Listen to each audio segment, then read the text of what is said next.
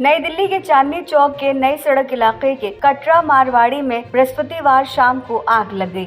आग लगते ही बाजार में अफरा तफरी मच गई। भीड़ से भरे बाजार को किसी तरह खाली करवाया गया। देखते ही देखते आग ने भयावह रूप ले लिया। आग की चपेट में दो इमारतें भी आ गई, जिसमें दुकानें और गोदाम थे। किसी तरह दुकानदारों ने भागकर अपनी जान बचाई। इस बीच मामले की सूचना पुलिस के अलावा दमकल विभाग को दी गई। शुरुआत में 14 गाड़ियों को भेजा गया था, लेकिन हालात बिगड़ते देखकर गाड़ियों की संख्या 14 से 50 कर दी गई। आग पर काबू पाने के दौरान टुकड़ी पटिया टी आयरन गटर पर 2 मंजिला 2 इमारतें जमींदोज हो गईं। आग से करीब 100 करोड़ रुपए के नुकसान का अंदेशा है। दमकल विभाग के 250 से ज्यादा कर्मी और अधिकारी आग पर काबू में जुटे थे। आग कटरा मारवाड़ी से बढ़ते हुए कटरा चीरा खाना की ओर बढ़ रही थी। पुलिस ने एहतियातन आसपास की कई इमारतों और दुकानों को खाली कराया है। हादसे की वजह से पूरे इलाके में हड़कंप मच गया था।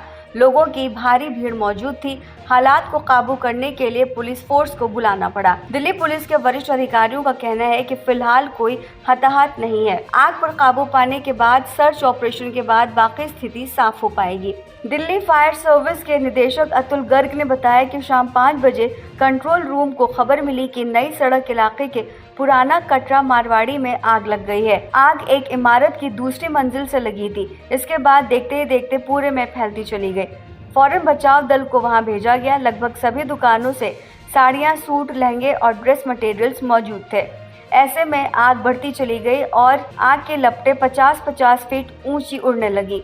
जिन इमारतों में आग लगी थी वहां ग्राउंड फ्लोर के अलावा पहली और दूसरी मंजिल पर दुकानें और गोदाम थे। इमारतों की छत टुकड़ी और टी आयरन गाटर से बनी थी। आग की वजह से इमारत का तापमान बढ़ा तो लोहे के गाटर और टी आयरन पिघल गए और इमारतें जमींदोज हो गईं। दोनों इमारतों में 60 से 65 दुकानें बताई जा रही थी। दमकल विभाग के अधिकारियों का कहना है कि रात को 12:30 बजे तक आग पर काबू पा लिया गया था।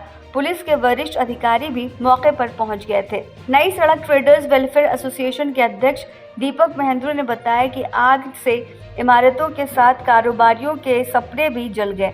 आग से 100 करोड़ का नुकसान हुआ है।